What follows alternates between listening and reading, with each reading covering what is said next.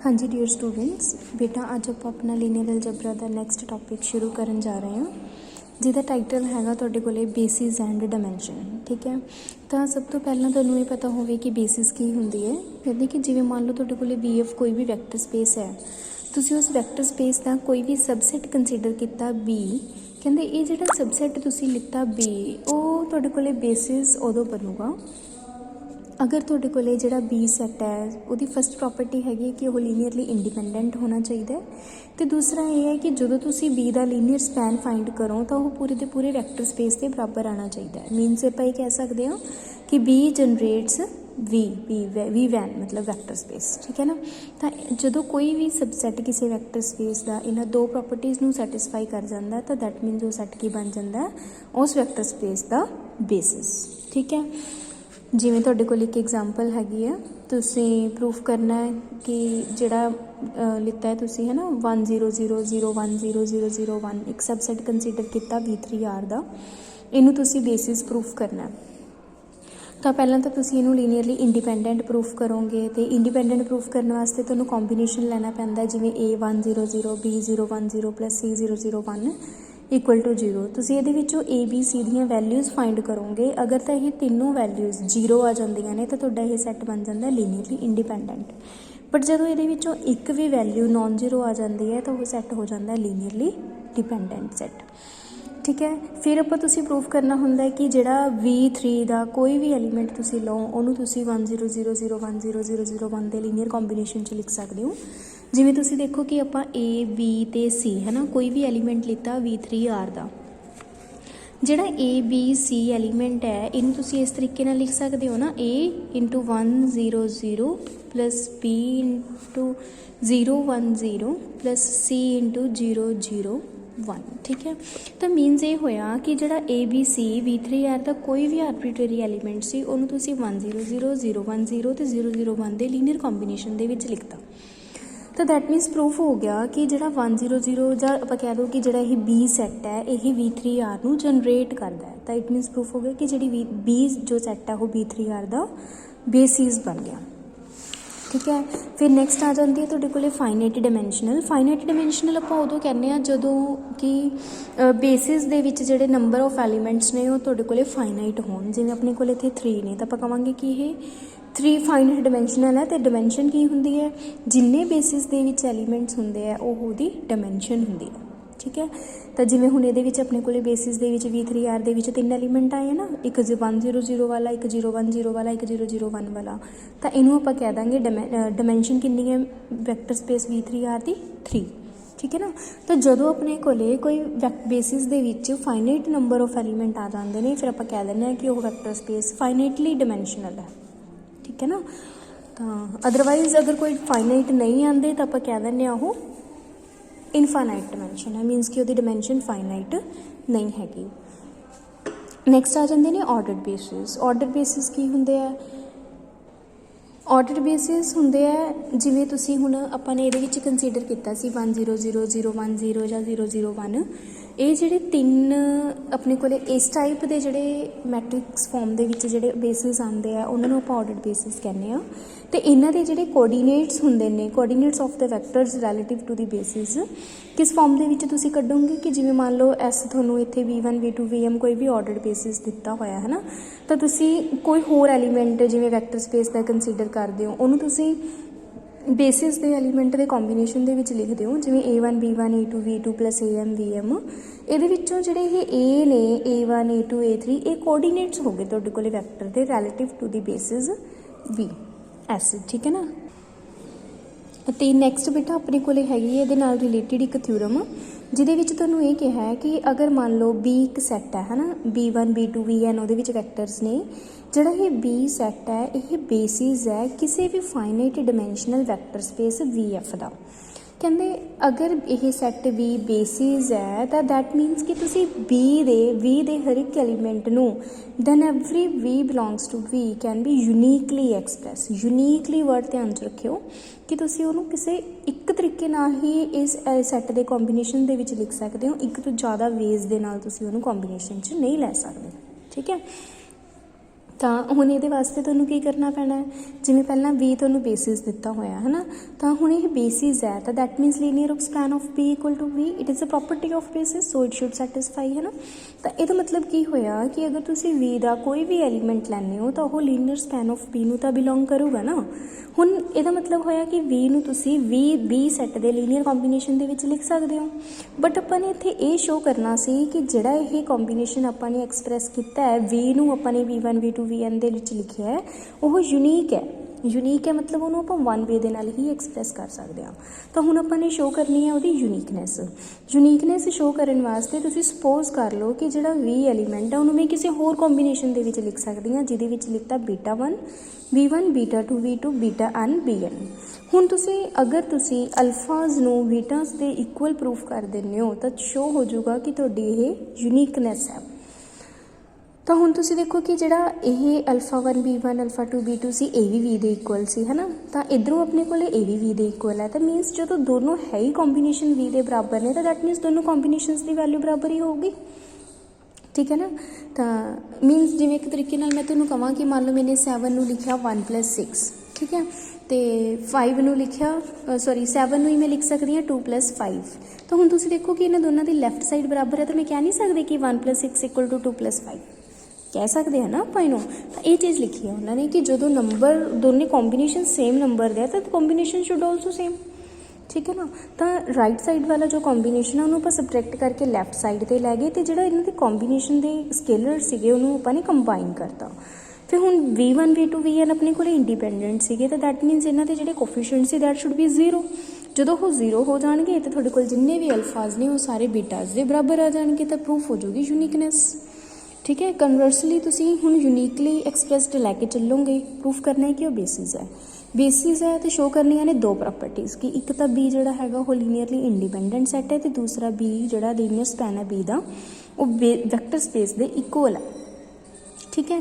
ਤਾਂ ਹੁਣ ਜਦੋਂ ਤੁਸੀਂ B ਨੂੰ ਇੰਡੀਪੈਂਡੈਂਟ ਸ਼ੋਅ ਕਰਨਾ ਤਾਂ ਤੁਸੀਂ ਉਹਦੇ ਕੰਬੀਨੇਸ਼ਨਸ ਲੈ ਕੇ ਚੱਲੋਗੇ।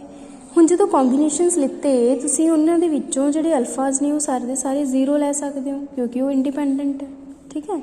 ਮਤਲਬ ਆਪਾਂ ਇਹ ਚੀਜ਼ ਸ਼ੋਅ ਕਰਾਂਗੇ, ਫਿਰ ਉੱਥੋਂ ਤੁਹਾਡੇ ਕੋਲ ਜਿਹੜੀਆਂ A ਦੀਆਂ ਵੈਲਿਊਜ਼ ਨੇ ਉਹ ਸਾਰੀਆਂ 0 ਆ ਜਾਣਗੀਆਂ। 0 ਨੂੰ ਆਪਾਂ ਯੂਨੀਕਲੀ ਲਿਖਿਆ ਨਾ 0 V1 0 V2, ਤਾਂ 0 ਨੂੰ ਲਿਖਣ ਦਾ ਹੋਰ ਕੋਈ ਵੇ ਹੀ ਹੈ ਨਹੀਂ। ਤਾਂ ਇੱਥੇ ਤੁਸੀਂ A ਦੀਆਂ ਜਿਹੜੀਆਂ ਵੈਲਿਊਜ਼ ਨੇ ਇੱਕ ਬਾਈ ਕੰਪੈਰੀਜ਼ਨ 0 ਆ ਗਈਆਂ, ਤਾਂ ਪ੍ਰੂਫ ਹੋ ਗਿਆ ਕਿ ਉਹ ਲੀਨੀਅਰਲੀ ਇੰਡੀਪੈਂਡੈਂਟ ਹੈ।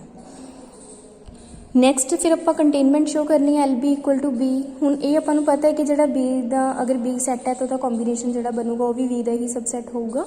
ਤਾਂ ਜਸਟ ਇੱਕ ਕੰਟੇਨਮੈਂਟ ਕਰਨੀ ਹੈ ਕਿ ਤੁਸੀਂ V ਦਾ ਐਲੀਮੈਂਟ ਲਓਗੇ ਉਹਨੂੰ LB ਦੇ ਵਿੱਚ ਸ਼ੋਅ ਕਰੋਗੇ। ਤੁਸੀਂ B ਦਾ ਐਲੀਮੈਂਟ ਲਿੱਤਾ ਉਹਨੂੰ VI's ਦੇ ਕੰਬੀਨੇਸ਼ਨ ਦੇ ਵਿੱਚ ਲਿਖਿਆ ਤਾਂ ਉਹ LB ਨੂੰ ਬਿਲੋਂਗ ਕਰ ਗਿਆ, ਤਾਂ ਪ੍ਰੂਫ ਹੋ ਗਿਆ ਨਾ ਕਿ B = L of B। Next ਇਹਦੇ ਨਾਲ ਰਿਲੇਟਡ ਨੈਕਸਟ ਥਿਊਰਮ ਇਹ ਹੈ ਐਗਜ਼ਿਸਟੈਂਸ ਥਿਊਰਮ। ਇਹਨੂੰ ਤੁਸੀਂ ਵਿਦ ਸਟੇਟਮੈਂਟ ਕਰਨਾ ਕਿ proof that there exist a basis for each finitely generated vector space, ਕਿ ਅਗਰ ਕੋਈ ਵੀ ਵੈਕਟਰ ਸਪੇਸ ਫਾਈਨਾਈਟਲੀ ਜਨਰੇਟਿਡ ਹੈ ਤਾਂ ਉਹਦਾ ਕੋਈ ਨਾ ਕੋਈ ਬੇਸਿਸ ਜ਼ਰੂਰ ਐਗਜ਼ਿਸਟ ਕਰੂਗਾ, ਠੀਕ ਹੈ। ਇਹਦੀ ਥਿਊਰਮ ਦੀ ਸਟੇਟਮੈਂਟ ਨੂੰ ਤੁਸੀਂ ਧਿਆਨ 'ਚ ਰੱਖਣਾ ਹੈ। ਨੈਕਸਟ ਇੱਕ ਰਿਜ਼ਲਟ ਹੋ ਰਿਹਾ ਆਪਣੇ ਕੋਲੇ ਕਿ proof that any two basis of a finitely dimensional vector space have the same number of elements. Means ਆ ਜਾਂਦਾ ਹੈ ਕਿ ਅਗਰ ਕਿਸੇ ਵੀ ਵੈਕਟਰ ਸਪੇਸ ਦੇ ਆਪਣੇ ਕੋਲੇ ਇੱਕ ਤੋਂ ਜ਼ਿਆਦਾ ਬੇਸਿਸ ਆ ਜਾਂਦੇ ਨੇ, ਹੈ ਨਾ।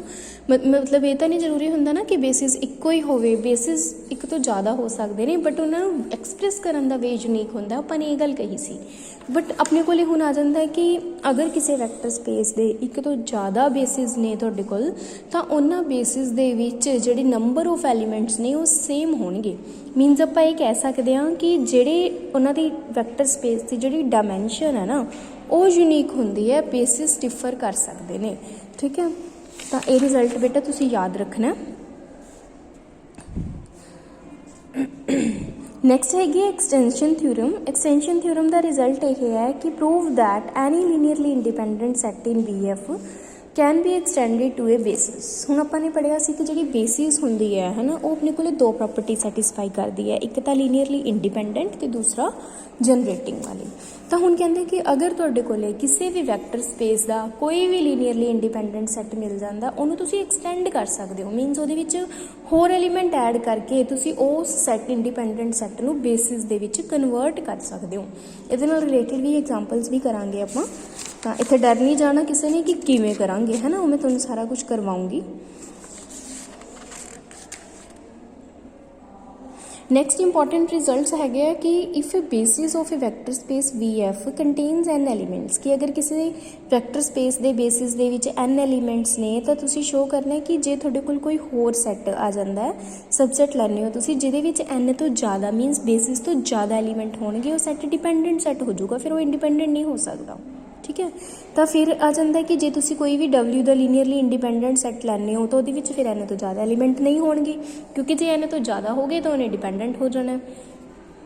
ਇਹ ਸਬਸੈਟ W ਆਫ B ਵਿਚ generates V must be at least n elements, ਕਿ ਅਗਰ ਤੁਸੀਂ V ਦਾ ਕੋਈ ਵੀ W ਸਬਸੈਟ ਲੈਂਦੇ ਹੋ ਜਿਹੜਾ V ਨੂੰ ਜਨਰੇਟ ਕਰਦਾ ਤਾਂ ਉਹਦੇ ਵਿੱਚ ਘੱਟੋ ਘੱਟ n ਐਲੀਮੈਂਟਸ ਤਾਂ ਹੋਣਗੇ ਹੀ ਹੋਣਗੇ, ਅਤੇ ਉਸ ਤੋਂ ਜ਼ਿਆਦਾ ਵੀ ਹੋ ਸਕਦੇ ਆ। ਠੀਕ ਹੈ, ਤੇ ਇਹ subset W of V having n element is a basis if and only if W is linearly independent। ਇੱਕ ਸਬਸੈਟ ਇੰਡੀਪੈਂਡੈਂਟ ਵੀ ਹੋਵੇ ਪਲੱਸ ਉਹਦੇ ਵਿੱਚ ਓਨੇ ਐਲੀਮੈਂਟਸ ਹੋਣ ਜਿੰਨੇ ਬੇਸਿਸ ਦੇ ਵਿੱਚ ਐਲੀਮੈਂਟਸ ਹੈ, ਤਾਂ ਉਹ ਸੈੱਟ ਬੇਸਿਸ ਬਣ ਜਾਂਦਾ ਹੈ। ਫਿਰ ਉਹਦੇ ਲਈ ਆਪਾਂ ਨੂੰ ਜਨਰੇਟਿੰਗ ਵਾਲੀ ਪ੍ਰੋਪਰਟੀ ਚੈੱਕ ਕਰਨ ਦੀ ਲੋੜ ਨਹੀਂ ਪੈਂਦੀ। ਠੀਕ ਹੈ ਜੀ, ਤਾਂ ਇਹ ਸਾਰੇ ਰਿਜ਼ਲਟਸ ਨੂੰ ਬੇਟਾ ਤੁਸੀਂ ਧਿਆਨ ਦੇ ਵਿੱਚ ਰੱਖਣਾ ਹੈਗਾ। ਹੁਣ ਫਿਰ ਉਸ ਤੋਂ ਬਾਅਦ ਇਹ ਆਪਾਂ ਸਾਰਾ ਕੀਤਾ ਹੋਇਆ ਹੈ ਕਿ ਇਕੁਇਵਲੈਂਟ ਮੈਟ੍ਰਿਕਸਿਸ ਕੀ ਹੁੰਦੀਆਂ ਨੇ, ਹੈ ਨਾ, ਐਲੀਮੈਂਟਰੀ ਰੋ ਅਤੇ ਕਾਲਮ ਆਪਰੇਸ਼ਨਸ ਕੀ ਹੁੰਦੇ ਆ, ਇਹ ਸਾਰਾ ਤੁਸੀਂ ਬਹੁਤ ਅੱਛੀ ਤਰ੍ਹਾਂ ਕਰ ਆਉਂਦਾ ਤੁਹਾਨੂੰ ਕਿ ਰੋ ਰਿਡਿਊਸਡ ਇਕੁਇਵਲੈਂਟ ਮੈਟ੍ਰਿਕਸ ਕੀ ਹੁੰਦੀ ਹੈ।